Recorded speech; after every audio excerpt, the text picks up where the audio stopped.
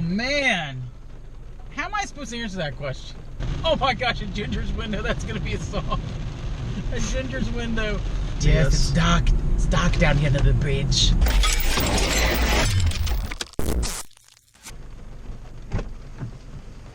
What's going on, Yeah. man? That's what I said.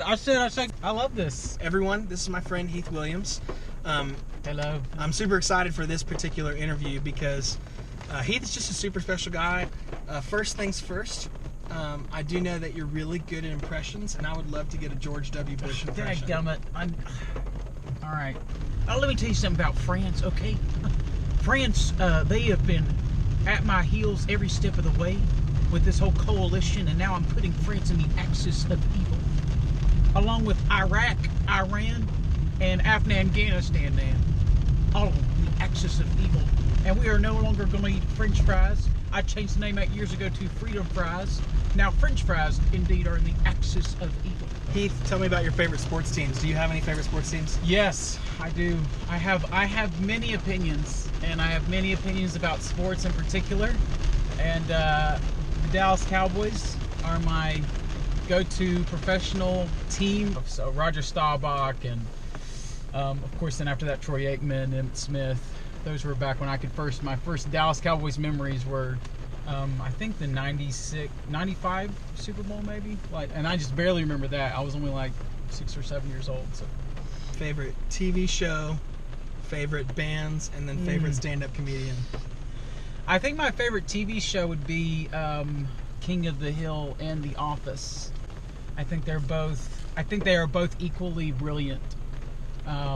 And probably I enjoy King of the Hill so much because contextually it just hits so close to home, because Hank Hill is like the everyman in the South. All right, bands. Oh man, it's really different answers for different stages of my life. When I was in college and particularly later high school, like senior year, it'd be Under Oath for sure. They're Only Chasing Safety came out and blew my mind. I think mine is not the only story like that. First time you heard Only Chasing Safety, yeah, you're just stunned. I didn't know that Screamo could be sing along. That's in essence what they did. They made Screamo sing along. And if you don't know, we're going under a bridge, which is why you might not be able to see yes, us. it's dark. It's dark down here under the bridge. Yeah, so I would say Under Oath for my high school and college time, and then I would say Lord Huron. Okay. Love Lord Huron. I love Iron and Wine. When I was a kid, it was DC Talk. Absolutely. Absolutely. Gosh, Intermission. When Intermission came out, kind of their greatest hits. Yeah. But then they had a couple of new tracks on that. I think it was a double disc. I listened to that till it literally wouldn't work anymore. That's our favorite stand-up. Ooh. Man, I really like Nate Burgatz. He's this. Pretty sure I've heard of him. Yeah, he's a super quirky guy on Netflix right now. He has 2 specials on Netflix. I think that's my favorite stand-up right now. When you get a day off, what is it you like to do to recreate or rest? Hunt. I really didn't start getting into hunting in earnest until I guess it was about 3 years ago. I started really getting into deer hunting. I put some time in and saw some fruit of my labor.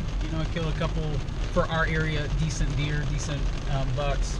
What's the one animal or choice that you would love an opportunity to hunt? People. Just joking. I'm totally joking. No, it would probably be elk. I'd love to hunt elk. In all of history, who would you have dinner with for 1 hour uninterrupted? Oh man, how am I supposed to answer that question? Of course, everyone's got to say that if you're a believer, you got to say Jesus. At one point, it would have been Teddy Roosevelt. He was really he was a hunter. Just had a fascinating life. President for 2 terms. Was going to be president again.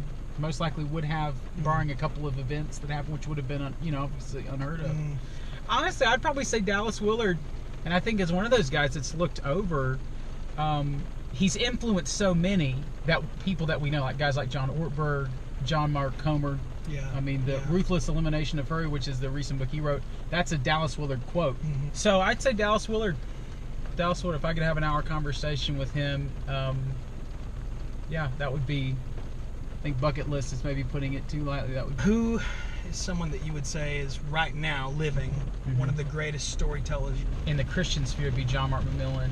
I don't think anyone's doing what he's doing, as he's honestly wrestled with things like deconstruction, and for that matter, reconstruction, doubts and questions, all these things that most millennials I knew were wrestling with.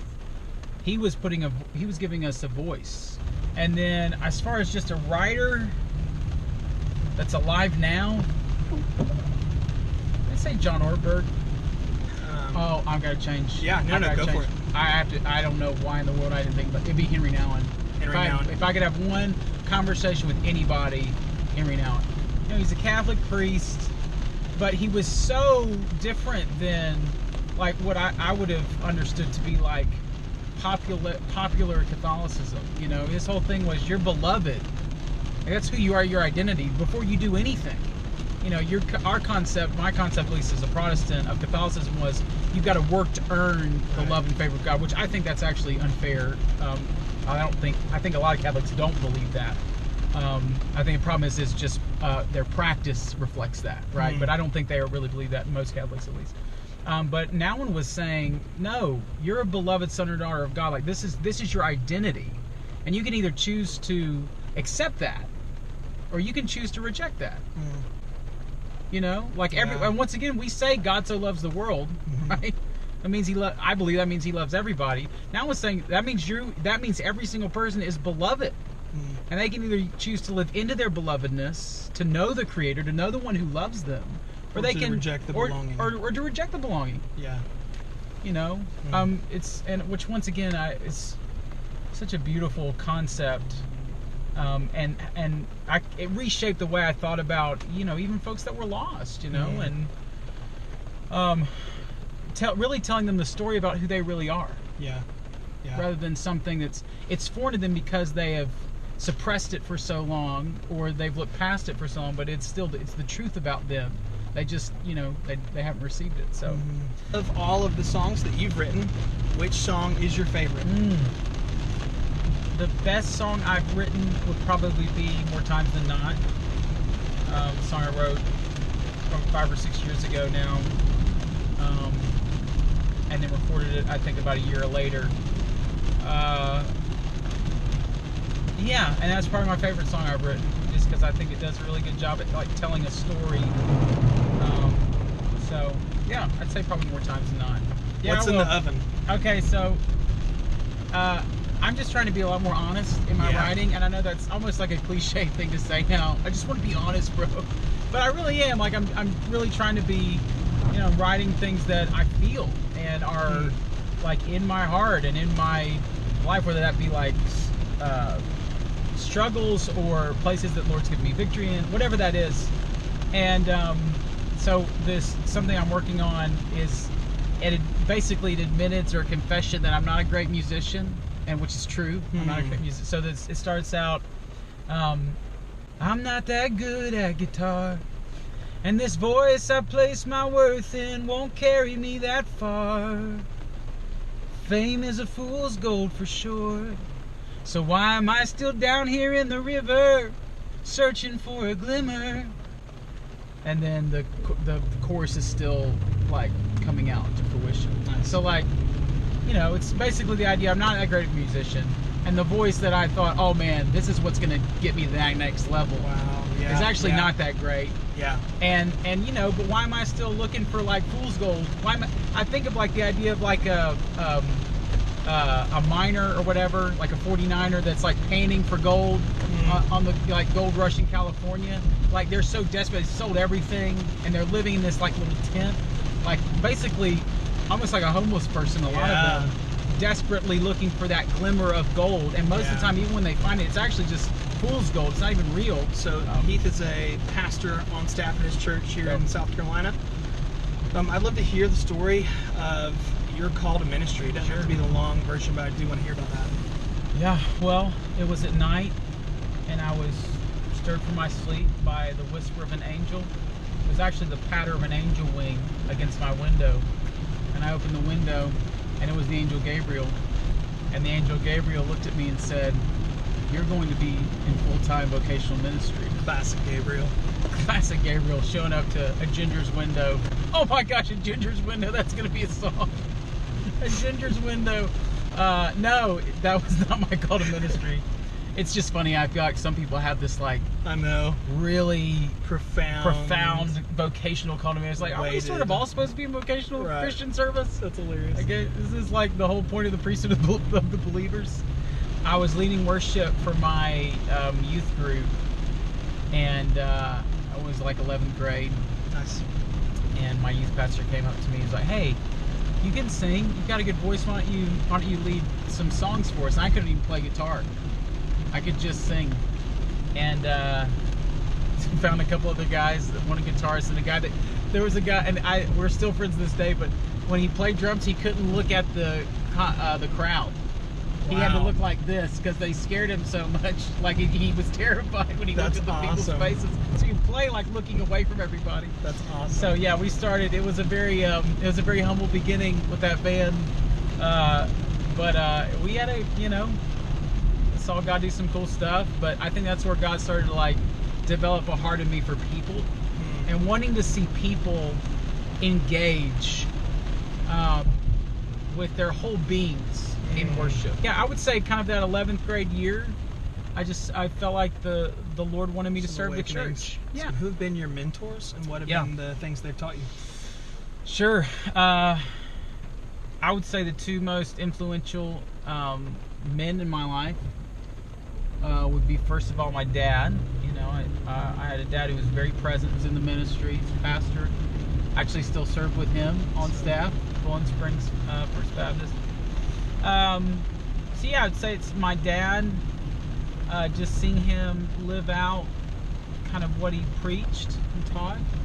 And then I would say David Walker came along in my life when I was really at, I think, kind of a crossroads as far as vocationally, from like a worship leader's perspective. I was getting out of North Greenville. I was a senior there, rather. We were on campus band together. And I met David, I guess it was midway through my senior year, and I just saw and heard things from him that I just never heard from anybody before. I just never heard people talk about worship the way he did, and intimacy on the platform, even like this possibility of intimacy on the platform, like he did. And it was, for me as someone who had the desire but didn't have a lot of the knowledge. I had a lot of want to, but didn't have a lot of know-how. And David really brought a lot of awareness. Yeah, I would say Dad and David. That's good. What about your work in ministry would people not assume to be difficult, but actually is very difficult?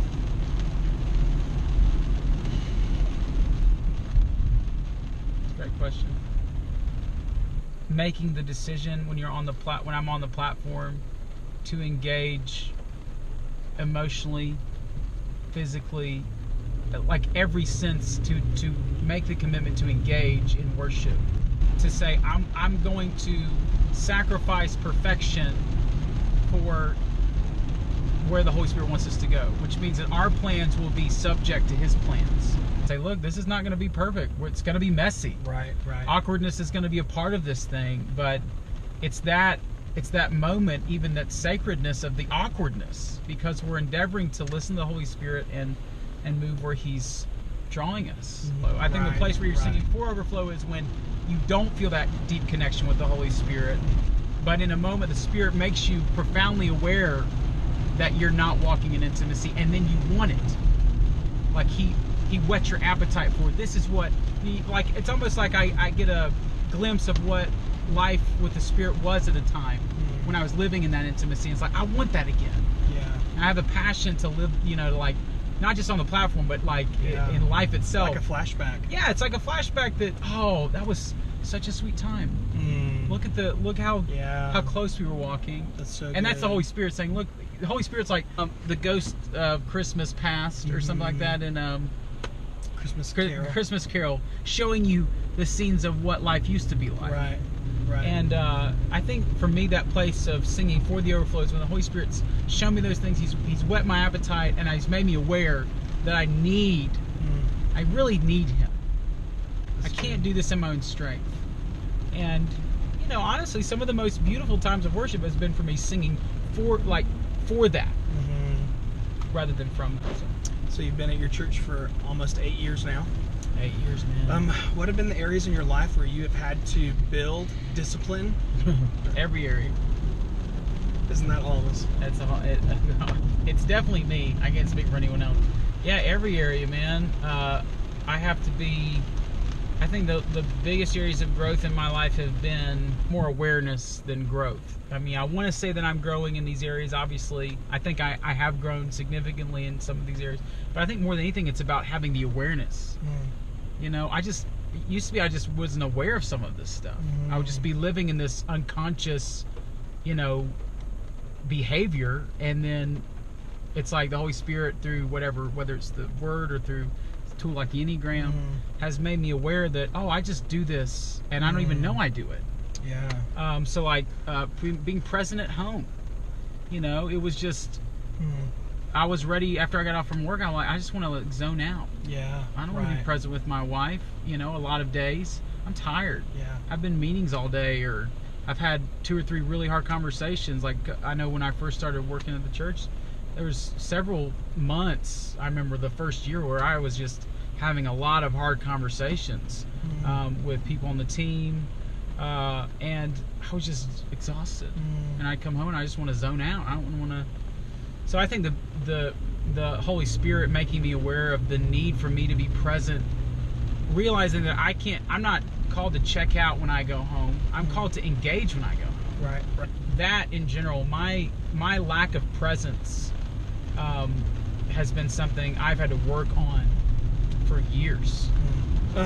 If at all, how should the church engage politics? My personal opinion would say not at all. That's my personal opinion. I just don't think there's a place for. I think politics are. Whenever we start talking about politics, we are immediately biased. It's shocking how little objectivity. And I say this about even like I look at my own perceptions. How little objectivity we have when it comes to politics. And it's funny, N.T. I was talking about how in England, which once again, they've got their own problems with politics, but in England, you don't have this idea that if you're bought into one issue, then you're bought into like a whole bag of issues. You know what I'm saying? It's kind of like, if you're pro-life, then you're clearly this, and this, and this as well. Right. You know, whereas in the United States, it's almost kind of like you're either all liberal or progressive, or you're all conservative. Right. In every sphere. And to me, it's just way oversimplifying. Each of these issues, I think, are nuanced, and politics is, I think it's a bag that we shouldn't open.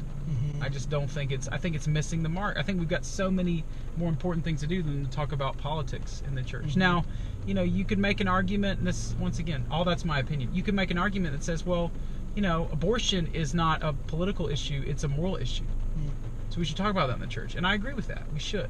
But the problem is we let our genuine, our healthy desire to say, we don't want babies to be killed anymore.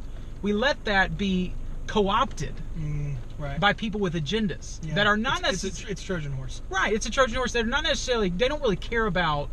I say they, I'm using the they, whatever. But a lot of folks that are in politics don't really care ultimately about the life of the unborn. What they care about is power. Whenever the church gets wrapped up in power, it always ends in disaster. I don't think that has to be, to me, that's an objective statement. Like, when the church gets wrapped up in power, political power, and gets really tight with the government, it ends in disaster. It does not end well. That's one of the reasons why the church mothers and fathers, when Constantine decided to say, let's marry church and the government, where Christianity became not just an accepted religion, but the state religion. In essence, the required religion of the Roman Empire. That's when all these church mothers and fathers, or many church mothers and fathers, went to the desert and became desert mothers and fathers. Citizenship and faith are one and the same. Right. It's your, you know, church and the state are tied together in this unholy matrimony that is toxic. The church is going to be a place where the kingdom reigns, and that there are people in the kingdom on both sides of the aisle. What are your thoughts on pastors' mental health and wellness? I mean, in this last season, it's been a struggle for me. Just navigating having 2 kids now. Recently, my wife and I had a daughter, Haven. She's 6 months old now. But even in that time of pregnancy, we moved last year. My wife had thyroid cancer 2 years ago. I know you remember that. I had the not nodule, but I had vocal issues. Yeah. But I've been in for about 1.5 years, just a really hard place emotionally. Just felt spent, felt drained. I don't think we talk enough about it, particularly for pastors and with pastors, because you're put on this pedestal that says this really is not. There's not really room for you to be like emotionally or mentally compromised. But the problem is, because so many churches see staff, and I don't believe my church is like this, by the way, but so many churches see staff and see a pastor as a means to an end. So many churches see staff as a means to an end. So these staff are burnt out. They're mentally spent and exhausted and in a toxic place, but no one wants to talk about it because, well, they're the pastor. So clearly the Holy Spirit's just going to magically, He's just going to heal them of all their problems and ailments. He won't do that for me, but He'll do that for them because they're the pastor. They just have to pray hard enough and hope He'll do it, and He'll do it. And it's just it's a toxic environment. It's kind of like with politics. Has become toxic within the church. This is a toxic environment when you're a pastor and you're trying to wrestle through some of these like emotional, mental issues. And of course, what I went through is nothing even close to as extreme as a lot of folks go through. And it doesn't seem like there's a lot of, I think that's changing. I think there's becoming more space because finally people are starting to see, oh, so our pastors are people too. Like they go through depression, they have anxiety, you know, they're human beings. You know, you can see a pastor maybe lose his cool. Right. But you don't want to see a pastor go through depression. Right. You know what I'm saying? You see a pastor get kind of prideful, but you have a really big problem with a pastor who has a lot of anxiety. You know what I'm saying? Like, I'm not saying somehow pride is completely accepted. It's just, it's looked at different. It's almost like when you have a mental, emotional issue, then you're weak. You need to be strong. A pastor can be prideful and be strong. But if you have like anxiety or depression, then you're weak. You can't lead our church if you're weak. At least if you're prideful, you're strong. You have self-confidence. That's just as toxic. In fact, I would say it's more toxic. Right, no doubt, yeah. But somehow, you know, unfortunately, those pastors are propped up as like the examples, the role models. These people are, you know, once again, they're just not going to be vulnerable about it. They're dealing with just as much stuff as everyone else is. They're just masking it all in pride and bravado. Final question, what do you want to be most remembered for? I think honesty. I want people to remember me that I was honest with myself and with others, with God. Vulnerability. I would love it if looking back, my son and my daughter are like, man, Dad was such an open book with us. You know, with both his successes and his failures. And I think my dad has been an example in that in a lot of ways. I mean, my dad said he was sorry. I heard my dad say he was sorry all the time. You know, and that was such a those were pivotal moments for me because I saw my dad, the leader of our house, saying, I'm sorry, son. You know, I'm sorry, you know, tell my mom he was sorry. So I think vulnerability and humility. I think if I could be known for 2 things, not just within my home or my church, but as a person. Yeah. That's good. Thanks for doing this for me, man. Love you, man. Really appreciate it. Yeah, I hope you can use it.